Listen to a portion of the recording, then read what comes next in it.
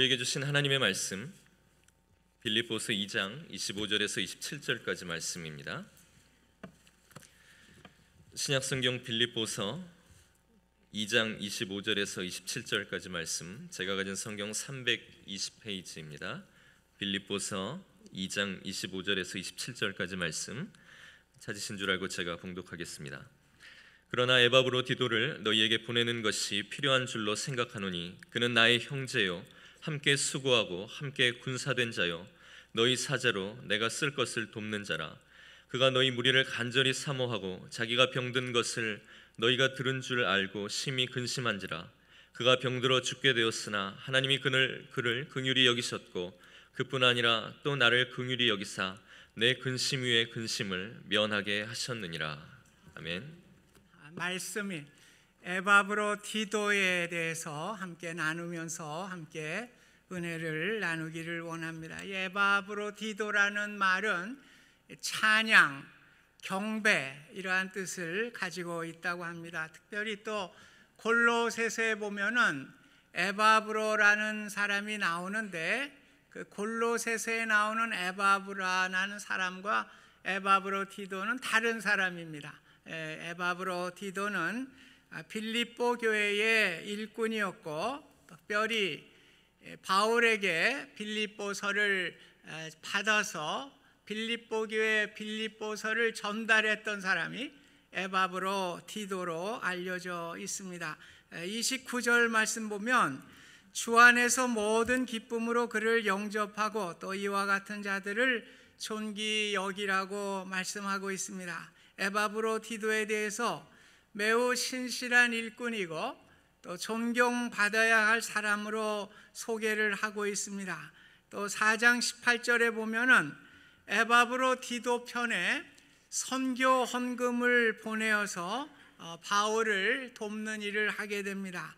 또 25절에 보면 그는 나의 형제요 함께 수고하고 함께 군사된 자요 너희 사자로 나의 쓸 것을 돕는 자라 이렇게 말씀하고 있습니다. 오늘 선교 헌금을 전달할 뿐만 아니라 옥중에 있는 사도 바울을 돕는 일을 감당했던 그러한 사람이었습니다. 그런데 26절에 보면 그가 병이 들었습니다.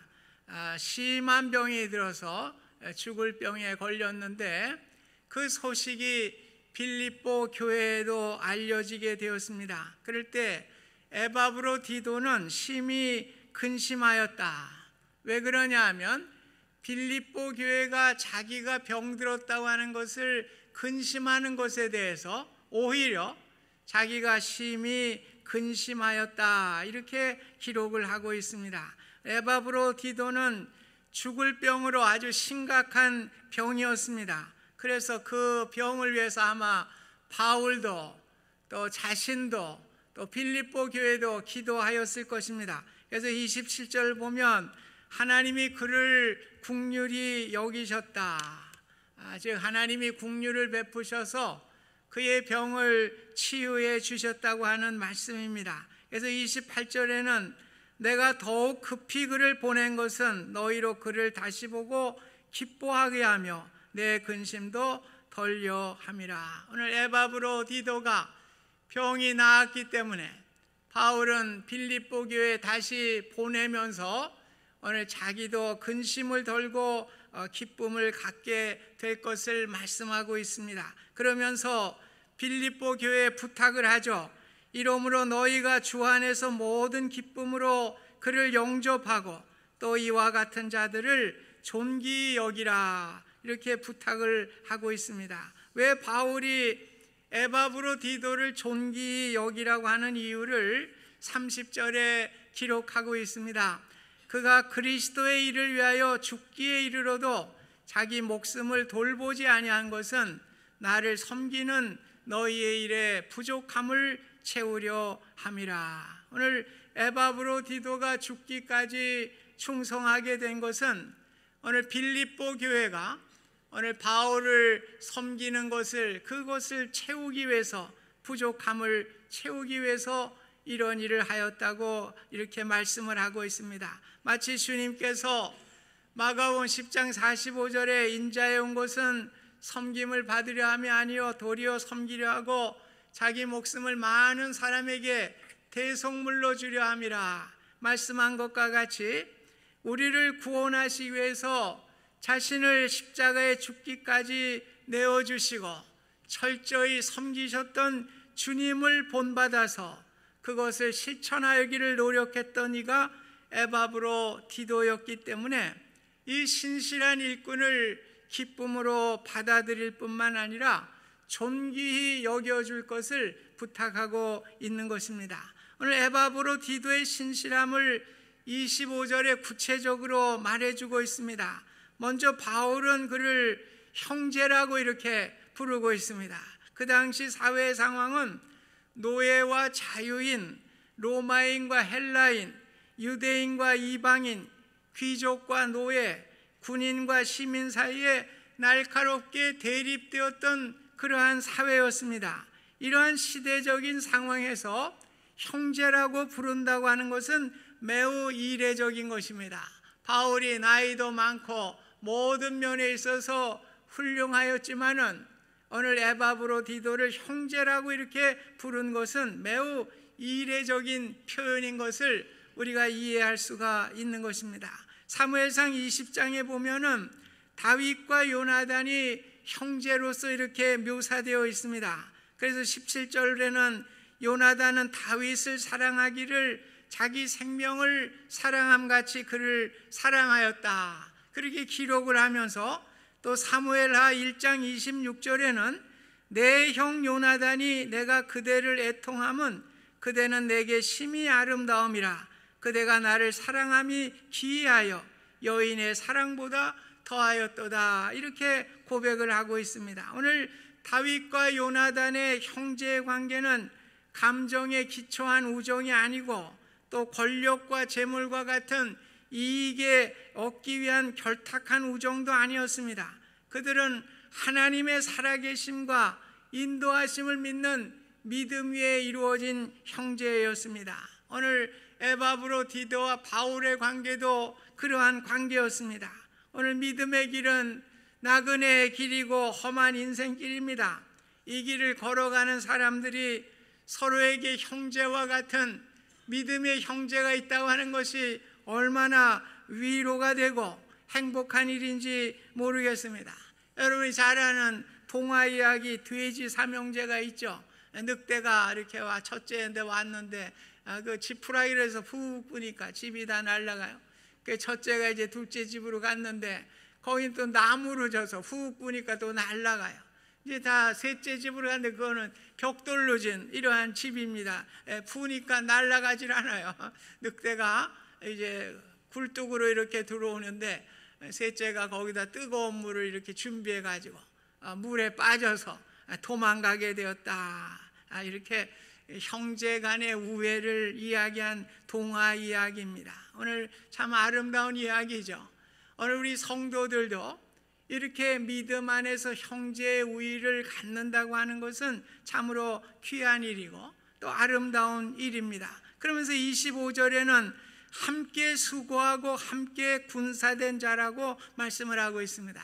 여기 함께라고 하는 말을 두 번이나 사용을 하고 있는데 영어 성경에 보면 이 함께라는 말을 fellow라고 이렇게 얘기를 해요. fellow라는 것은 무엇입니까? 동역자라는 말이죠. 코워커라는 말입니다. 이 동역자라는 말을 사용하는 것은 오늘 이 직분, 우리의 직분을 말씀해 주고 있는 것입니다. 아무리 내가 교회의 직분을 맡았다고 하여도 함께 교회 일을 나누어 함께 일하지 않는다면 그분은 직분자는 될지 모르지만 동역자는 될 수가 없는 거예요. 동역자란 직분자가 아니라 봉사자를 말씀하고 있는 것입니다. 오늘 교회의 직분은 직분자로 머물러서는 안 돼요. 우리는 동역자가 되어야 하는 것입니다. 주님의 사역을 이루기 위해서 함께 협력하고 봉사하는 동역자라는 직분을 우리에게 주신 것입니다. 에바브로 디도는 자신을 돌아보지 아니하고 그리스도의 일을 위하여 자신의 목숨을 돌아보지 않는 그리스도를 위한, 교회를 위한 귀한 일을 감당하게 된 것입니다. 오늘 제가 늘 얘기를 하지만 주님의 몸된 교회를 세우는 일이 우리 주님께서 가장 기뻐하시는 일이에요. 우리 인생이 의미 있고 가치 있는 인생이 되기 위해서는 주님의 몸된 교회를 세워 나가야 되는 것입니다. 그래서 그 일을 위해 수고하고 헌신하게 될 때 가치 있고 복된 인생이 되는 것이에요. 오늘 그래서 주님은 이 땅에 복음을 전하기 위해서 교회를 세워주신 것입니다. 이 교회가 아름답게 세워지게 될 때에 여기에서 복음 전도자도 나오고 목사도 나오고 선교사도 나오고 또 믿음의 귀한 분들이 사회에서 일하게 돼서 주님의 영광을 위해서 일할 수 있는 귀한 역사가 일어나는 것입니다. 그래서 이 교회라고 하는 것이 그만큼 중요한 것이에요. 교회를 통해서 하나님의 일을 감당할 수 있기 때문에 그런 것입니다. 그래서 하나님은 주님의 몸된 교회를 세우는 일을 기뻐하시는 것이죠. 우리 인생이 의미 있고 가치 있는 인생이 되기 위해서는 주님의 몸된 교회를 세우는 일에 수고하고 헌신하게 될 때에 우리는 가치 있는 인생을 살아갈 수가 있는 것입니다. 신앙이 늘 미지근하고 변화가 없는 사람은 실제적으로 주님의 교회에서 일하지 않는 사람이 대부분 그래요. 아내가 남편을 사랑한다고 하면서 남편을 위해 실제적으로 몸으로 헌신해야 하는 것이죠. 남편이 아내를 사랑하는 경우에도 마찬가지입니다. 우리가 헌신하게 될 때 구체적인 사랑을 느끼게 되는 것입니다. 내가 주님을 사랑한다고 하면서 주님의 몸된 교회를 사랑하지 아니하고 실질적으로 주님의 교회를 섬기는 일에 내가 헌신하지 않는다면 그 사람은 사실 주님을 사랑하는 느낌이 없기 때문에 늘 미지근해요. 변화가 없는 신앙생활을 할 수밖에 없는 것입니다. 사랑하는 성도 여러분, 여러분이 주님의 몸된 교회 실제적으로 하실 수 있는 봉사와 헌신을 통해서 주님의 사랑을 이루어 가시기를 주님의 이름으로 부탁드립니다. 오늘 주님의 일을 위해서 함께 수고하고 함께 나아가는 동역자가 많아지게 될 때에 건강한 교회가 됩니다. 좋은 교회가 됩니다. 은혜가 충만한 교회가 되는 것입니다. 이러한 교회를 우리가 함께 세워나가는 것이 우리 주님께서 우리에게 주신 사명이고 직분자이고 우리의 동역자의 역할인 것입니다. 바울이 많이 사용한 단어가 또 함께 군사된 자란 말입니다. 에바브로디도는 바울과 함께 수고하였을 뿐만 아니라 군사와 같이 싸웠다고 하는 이야기입니다. 에베소서 6장 12절에 보면 우리의 씨름은 혈과 육에 관한 것이 아니요 정사와 권세와 이 어두움의 세상 주관자들과 하늘에 있는 악한 영들에 대함이라 말씀하고 있습니다. 어두움의 세상 주관자인 악한 영들과 영적인 전쟁을 치루어가는 군사가 되었다고 하는 말씀인 것입니다. 로마의 군대가 강할 수 있었던 것은 어깨를 나란히 하고 싸움터에 나가서 전쟁을 했다고 하는 것입니다. 모든 나라의 군대들이 갑옷을 입고 무장을 하고 전쟁터에 나가는 것은 다 똑같습니다. 그런데 어깨를 나란히 하고 싸우지 않았어요. 대부분 개인적으로 싸움을 하였다고 그렇게 합니다. 그러나 로마 군대만은 나란히 어깨를 하고 싸운 것입니다. 그들은 어깨를 나란히 해서 행진하면서 창을 일제히 들어 방패를 두드리고 공동으로 싸움을 이루어 나가게 될 때에 아주 강한 군대가 되었다고 하는 것입니다. 오늘 영적인 싸움을 에바브로디돈이 이렇게 바울과 밀착해서 함께 복음의 사명을 이루어가는 군사와 같은 존재였다고 하는 것을 말씀해 주고 있습니다. 생사고락을 같이 하고 함께 어깨를 맞대고 무슨 일이든지 함께 영적인 싸움을 같이 싸웠던 그런 사람이었습니다. 또 모든 쓸 것을 돕는 자였습니다. 빌립보 교회 성도들은 정성스럽게 헌금을 모아서 에바브로디도 편에 보내어 바울을 돕게 하였습니다.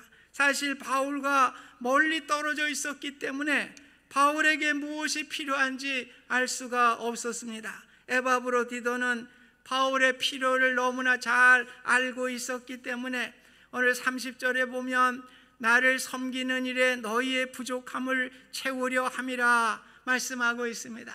오늘 빌립보 교인들이 멀리 있었기 때문에 바울의 부족함을 다 채워주지 못했지만 에바브로디도는 가까이 있었기 때문에 바울의 필요를 너무나 잘 알았기 때문에 그 필요를 채워주는 그러한 역할을 감당하게 되었습니다. 에바브로디도는 빌립보 교회를 대신해서 자기 생명이 다하기까지 빌립보 교회가 직접 할 수 없었던 일을 대신해서 바울을 섬기며 헌신하면서 죽을 병까지 얻게 되는 돕는 자의 역할을 잘 감당했던 사람이었습니다. 오늘 바울을 도왔던 일은 그리스도를 위한 일이죠. 그리스도를 위한 일은 구체적으로 주님의 교회를 세우는 일이었습니다. 주의 몸된 교회를 위해 드려지는 헌신이 없다면 우리가 인생을 마치고 육신을 벗는 그날 존귀할 것도 없고 가치 있는 것도 없을 것입니다. 오늘 우리가 주님 앞에 설 때 내세울 수 있는 것은 뭐예요? 오늘 주님의 교회에 헌신해서 복음의 역사를 위해 돕는 그 일을 감당할 때 우리가 주님 앞에 내놓을 것이 있는 것입니다. 그래서 교회가 세워지고 교회가 든든히 서가는 것은 하나님의 목적이고 하나님의 뜻인 것입니다. 내 자신이 부족하고 가진 것이 없는 사람이라고 하여도 교회가 세워지는 일에 교회의 유익이 되고 복음의 진보를 가져오는 일에 우리가 보탬이 된다면 나의 삶의 가장 존귀한 일이 된다고 하는 사실을 기억하시기를 바랍니다. 에바브로디도는 사실 바울을 돕는 이인자로서의 역할을 감당했어요. 우리는 뭐 일을 시키면 내가 앞장서서 하면은 하는데 남이 하는 일에 돕는 일에는 방관자가 되기가 쉽습니다. 그래서 당신이나 잘해 나는 안 할게 이렇게 해서 교회 일을 협력하지 못하는 일들이 얼마나 많이 있습니까? 그래서 어떤 분은 한국 사람은 모래 같고 일본 사람은 진흙과 같다는 말을 했습니다. 모래는 개개인으로 보면 얼마나 멋있고 아름답습니까? 그런데 합쳐지지를 않아요. 영원히 모래알로 남는 것입니다. 그런데 진흙은 개개인은 볼품이 없는데 서로 잘 붙고 어울려서 무엇이든지 이루어낸다고 하는 그러한 의미일 것입니다. 세계적인 지휘자인 레오날드 번스타인에게 어떤 사람이 물었어요. 선생님, 오케스트라 중에서 어떤 연주자를 모집하기가 가장 힘듭니까? 그렇게 물었습니다. 그럴 때 번스타인은 얘기를 했습니다. 제2 바이올리니스트들입니다. 무조건 누구든지 제1 바이올리니스트는 되려고 하는데 제2 바이올리니스트들은 되려고 하질 않습니다. 그러나 오케스트라라고 하는 아름다운 연주를 하기 위해서는 제2 바이올리니스트가 절대로 필요합니다. 그런 이야기를 했습니다. 오늘 교회 일을 하시는데 앞장서지 않는다고 불평하는 것이 아니라 오히려 앞장서서 일하시는 분들을 도와주고 협력하심으로 하나님의 일을 합력하여 선을 이루어 가시는 것이 너무나 귀한 것입니다. 오늘 에바브로디도를 생각해 보세요. 지금 바울이 감옥에 있는 거예요. 감옥에 있는 사람을 돕기 위해서는 감옥에 내려가야 돼요. 감옥의 환경에 같이 있어야 되는 것입니다. 그 환경에 처하여서 같이 고난을 받으면서 오늘 바울을 도울 수가 있는 것입니다. 오늘 우리는 좋은 일, 영광스러운 자리에는 서로 가려고 그러는데 힘든 일에는 서로 안 가려고 그래요.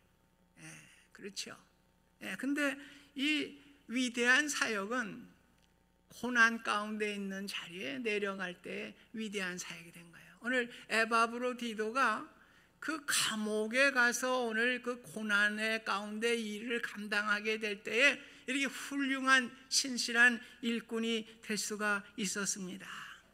테레사 수녀가 빈민촌에서 빵을 나누어 주는데 한 아이가 빵을 받고서 그 빵을 먹지 않고 움켜쥐고 있는 거예요. 그래서 너 왜 그 빵을 먹지 않냐 그랬더니 우리 아빠가 편찮으세요. 그래서 우리 아빠 드리려고요. 그렇게 대답을 했습니다. 거기서 테레사 수녀가 위대한 말을 합니다.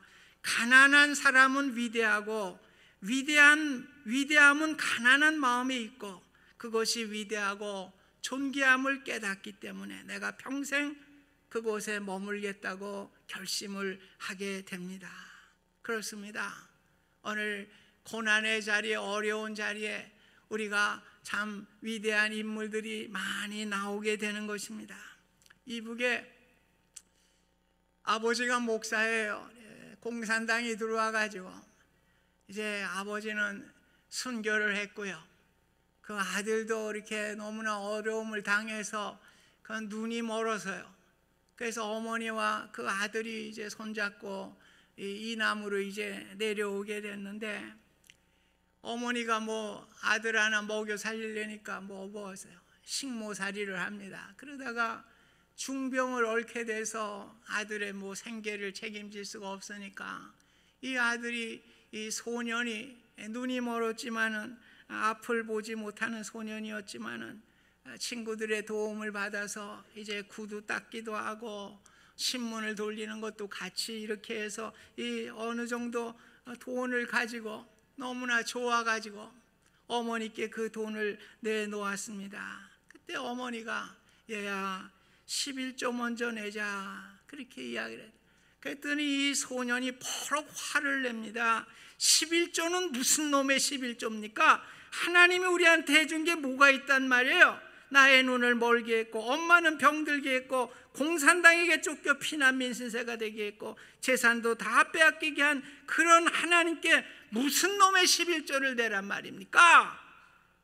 버럭 소리를 질렀어요. 그때 병든 어머니는 어린 아들의 손목을 꼭 쥐면서 이야기를 했습니다. 인수야, 고향 잃어버린 것도 한스럽고 집 잃어버린 것도 원통하고 건강 잃어버린 것도 서러운데 하나님까지 잃어버리고 믿음까지 잃어버리면 뭐가 남겠니? 인수라는 소년이 하나님까지 잃어버리고 믿음까지 잃어버리면 뭐가 남겠니?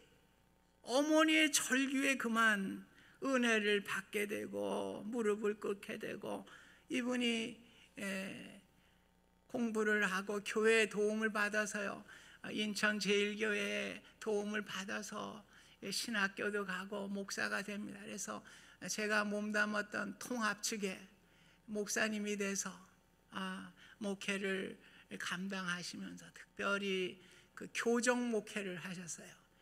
교도소 목회, 또 교도소에서 나온 사람들, 재소자들을 위해서 이렇게 목회를 하면서 참 귀한 사역을 감당하셨는데 지금 뭐 살아계신지는 모르겠습니다만 우리 윤인수 목사님 참 그래서 총회적으로도 귀감이 돼서 이 상도 받으시고 공로상도 받으시고 이제 그러시셨는데 오늘 어버이 주일이에요. 우리 가운데 부모님한테 내 뭐 받은 게 뭐가 원망하시는 분들이 있을지도 모릅니다. 그러나 행복과 위대함은요 가난함에 있음을 기억하시기를 바랍니다. 여러분 가운데 생존하시는 부모님이 계신다면 이것이 축복이에요. 부모님이 안 계신다면 뭐가 남아요? 우리 뭐가 남아요? 부모님까지 다 뭐가 남습니까? 오늘 부모님이 안 계시면 효도를 하고 싶어도 효도할 수가 없어요. 오늘 부모님의 마음을 따뜻하게 해드리는 진정한 효자들이 되시기를 간절히 부탁합니다. 오늘 예수님은 자신의 영광을 버리고 사람의 육신을 쓰시고 가난하게 되셨습니다. 그뿐만 아니라 이 땅에 오셔서 온갖 고통과 연약함을 담당하시고 종국에는 십자가에서 우리를 위해서 구원하시기 위해서 십자가에 죽으셨습니다. 오늘 죽음의 상황 속에서도 에바브로디도가 바라본 것은 그리스도입니다. 오늘 십자가에서 나를 위해 피 흘리시고 죽기까지 나를 사랑하신 그 주님을 바라보게 될 때에 오늘 죽을 병이 걸렸는데도 주의 일에 헌신하게 되고 주님의 일에 또 힘쓰는 귀한 일꾼이 되신 줄로 믿습니다. 여러분, 세상에 남는 거 없어요. 우리 공수레로 가는 거예요. 빈손 왔다가 빈손, 공수레 공수거요. 우리 아무것도 없어요. 여러분, 남는 거는 주의 일 하는 거밖에 없어요. 주님 앞에 설 때 우리에게 묻는 것은 주의 일 한 것밖에는 없어요. 여러분, 껄껄하지 마세요.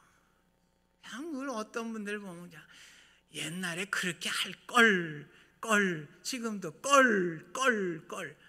왜 안 하고 껄껄 하는지, 왜 내 남의 이름은 자꾸 불러요? 그래. 내가 뭐 잘못한 게 있어요? 껄껄 왜 남의 이름만 불러? 신실한 일을 하시기 바랍니다. 오늘 주님 앞에 헌신하세요. 나는 뭐 주님께 헌신할 게 없습니다. 시간도 없고 아무것도. 그래도 여러분 할 게 있어요. 일부 예배 제가 그랬어요. 여러분들 그냥 왔다만 가지 말고 말이에요. 우리 저 식탁 당번들 그 식탁도인데 그 식탁이라도 하나 이렇게 좀 도와주시면 그것도 주의 일 아니요. 뭘 없다 그러지 말고 작은 거 내가 할 수 있는 거 오늘 주님의 일을 하시기 바랍니다. 그것이 오늘 주님 앞에 남는 거예요. 오늘 주님 앞에 존귀한 우리의 삶이 되시길 바랍니다. 부모님도 마찬가지요. 껄껄하지 말고 오늘 부모님께 해드릴 게 뭐가 있는지 부모님께 효도하시기를 바랍니다. 그래서 오늘 신실한 에바브로 디도를 바라보면서 오늘 하나님의 마음을 기쁘시게 해드릴 뿐만 아니라 부모의 마음을 기쁘시게 하는 부모 공경이 인간에게 주긴 첫 번째 계명인 것은 다 아시죠? 하나님이 인간에게 준 제일 큰 계명이 부모님 공경하는 것입니다. 부모님 공경하는 것이에요. 그래서 저는 이 효도를 하라고 얘기를 해요. 그 효도를 하면 다 하나님이 갚아주셔요. 하나님이 갚아주셔요. 그러니까 아까워하지 말고 부모님께 효도하시기를 바랍니다. 그래서 하나님이 주시는 축복과 은혜를 누리시는 우리 모두가 되시기를 주님의 이름으로 부탁드립니다. 은혜로우신 하나님 아버지, 에바브로 디도와 같이 하나님께 신실한 종, 또 부모님께 효도한 우리의 삶이 될 수 있도록 축복하여 주시옵소서. 예수님의 이름으로 기도하옵나이다. 아멘.